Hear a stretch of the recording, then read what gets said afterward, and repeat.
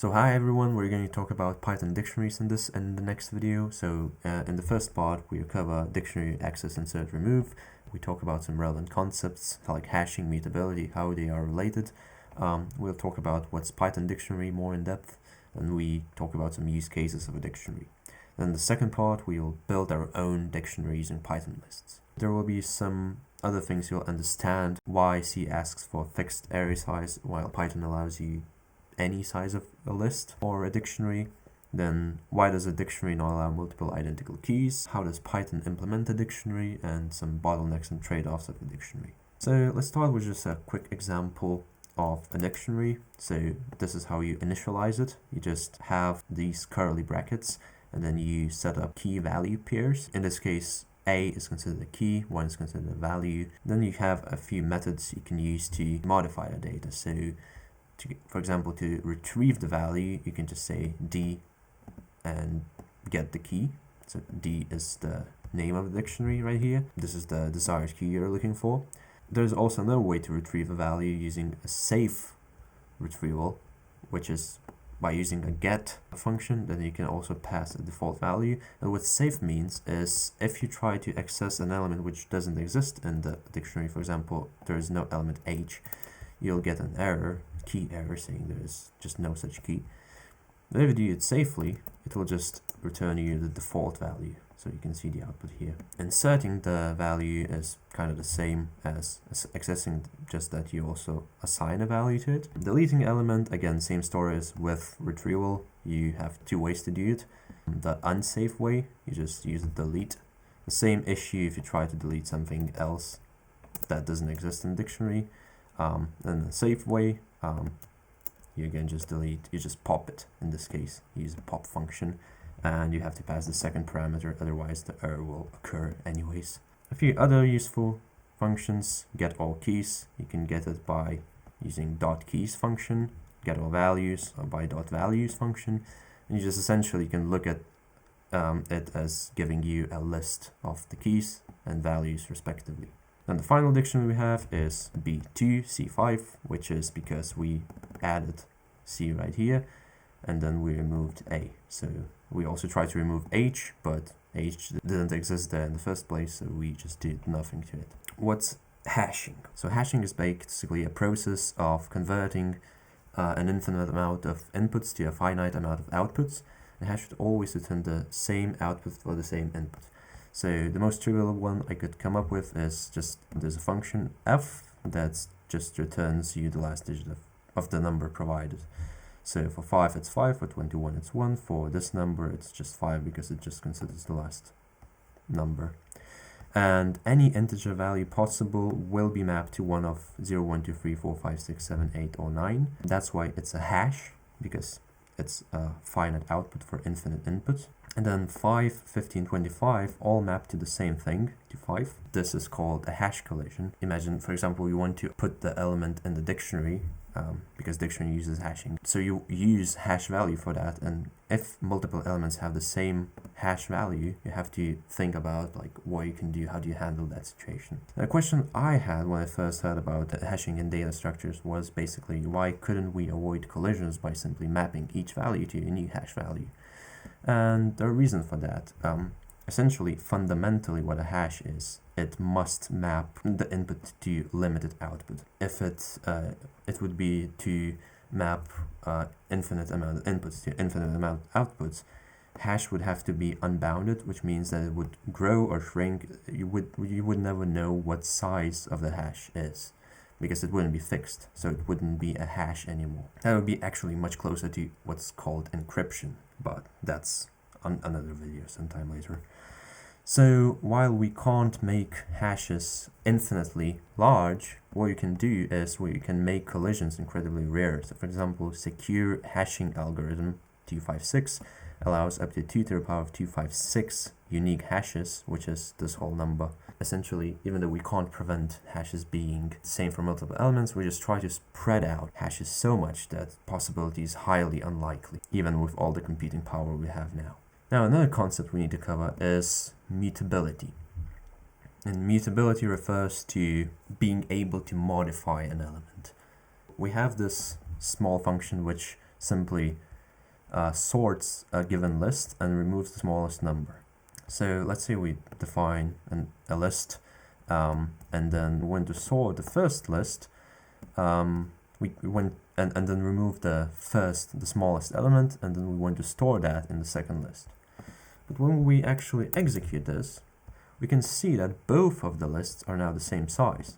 What that means that this line, it modified L1, which is what often we don't want to do in such cases. What we most likely wanted to do was to copy L1 and not modify it. And the way we can achieve it is by creating this copy of a list using a list function, which builds a new list, and then modifying the copy and returning the copy. In this case, you can see the first element was not modified. Second list gets modified, but that's no longer a problem. Talking about strings, they're immutable. So in this line, you create a new string, you assign it to S1. In this line, you create a new string, which is a copy of S1. So instead of just referencing to it, pointing to the same string, you create a new string. So S1 and S2 are independent. In this case, even though it looks like some kind of append operation, it again creates a new string. So this string in S2 is different from the one S1. And now at this point, you create an entirely new string and you basically discard this hello string. So this no longer exists after line 5, and you have a new string which is hello world.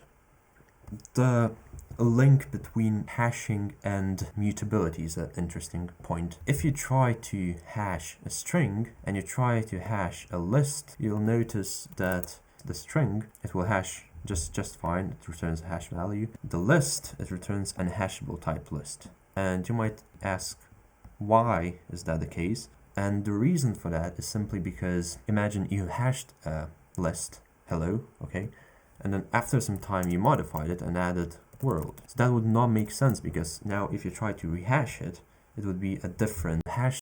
And that's exactly why you can't use dictionary.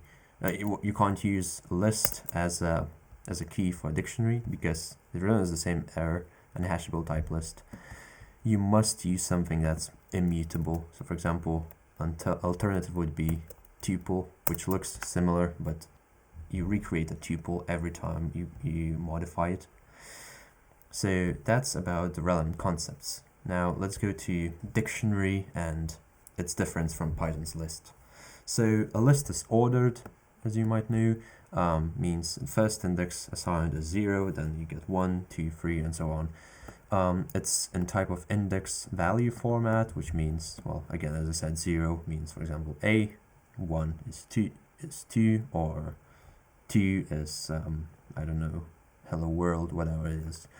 Value repetitions are allowed, means that you can just create a list with million fives in that, and that's not a problem. It's mutable, as we already talked about. And now going to complexities, inserting a value at the end of the list using append is kind of constant. O1 means it's constant. It means that it doesn't depend on the size of the list.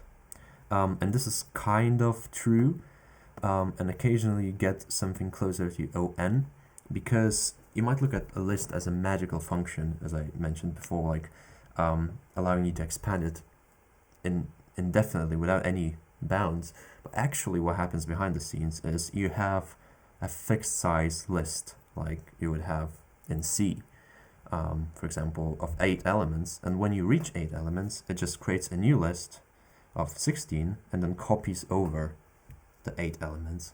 So it's kinda ON, but the ability of a list to be flexible, it comes directly from the fact that it has to copy itself over sometimes.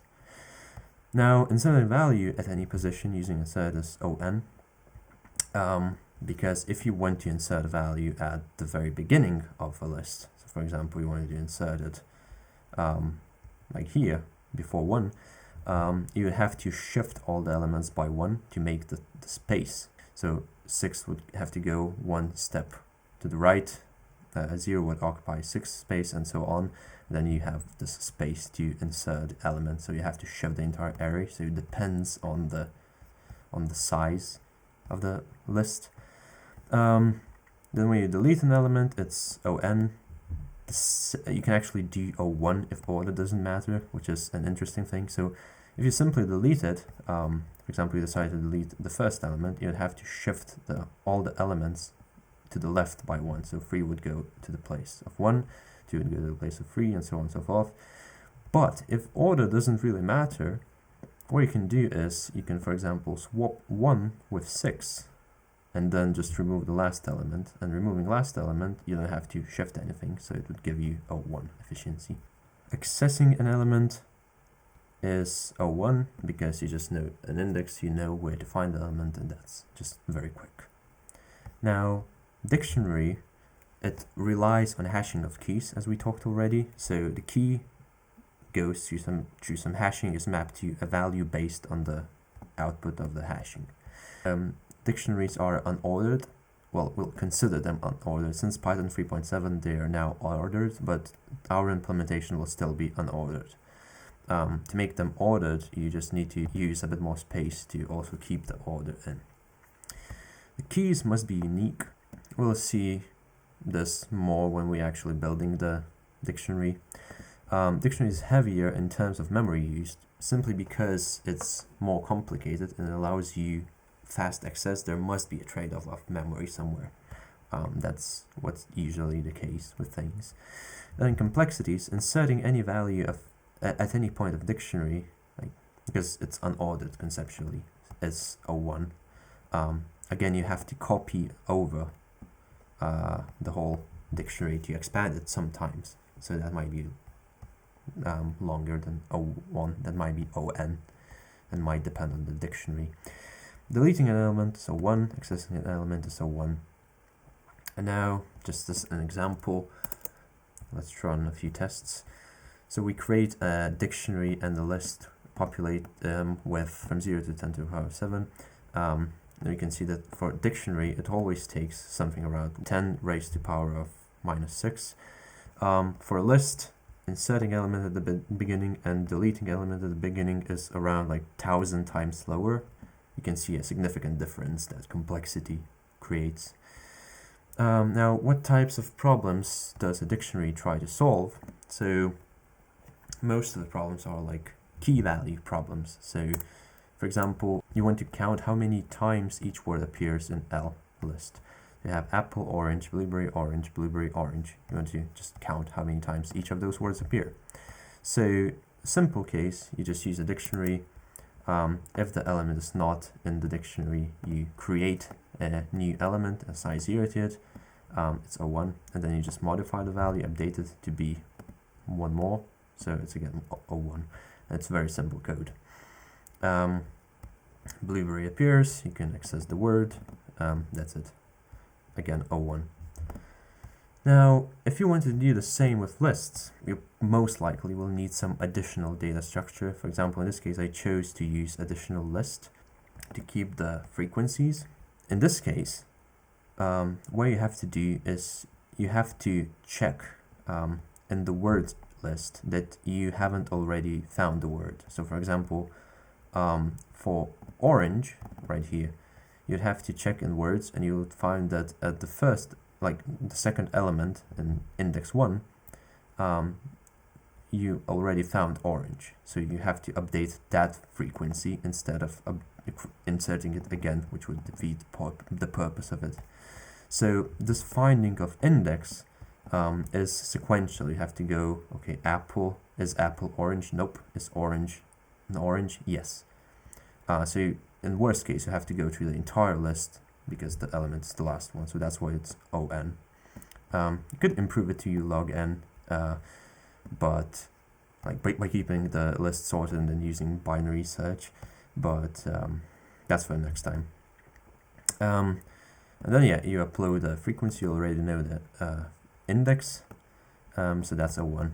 If word doesn't appear in words yet, so you haven't encountered it yet, you'll get a value error, and you'll just append a new word at the end and append the frequency of 1 at the end as well. So those are both O1. Then also accessing the file frequency, how many times does the blueberry appear, is ON again, because you have to do this index search again. Another use of dictionaries is a switch statement. So what you would have in C++, like a switch, so you go over some variable and you check its value. So if it's 2, if it's 3, if it's 4, you do different things depending on it. So this can be mimicked by dictionary. So you just create a few functions, map the functions to some keys in the dictionary, then you can collect user input. Based on that, do some functions. So for example, in this case, user can insert add and then 2 numbers, so 4 and 5. It will add 2 numbers. When they insert stop, it will stop. If users insert something that's not in the dictionary, you'll just say it's bad function. So yeah, that's some uses of dictionary. What you should not do is you shouldn't use the dictionary key as list index, simply because it's impractical. It's slower and it's also less memory efficient. If you just want to assign 11 to the power of 7 numbers to a dictionary, where key is just the number itself and the value is the number itself. On my computer it spends 2.54 seconds doing that, and for a list to do the same thing, where you can actually use a list, it will spend some time less, and also the space will be 4 times more for a dictionary. So you're losing both on the space and on the efficiency. So that's it for the first part. Hopefully you like this video, and the next part we'll talk about implementing the dictionary, and we'll actually implement one ourselves. So see you next week. Bye.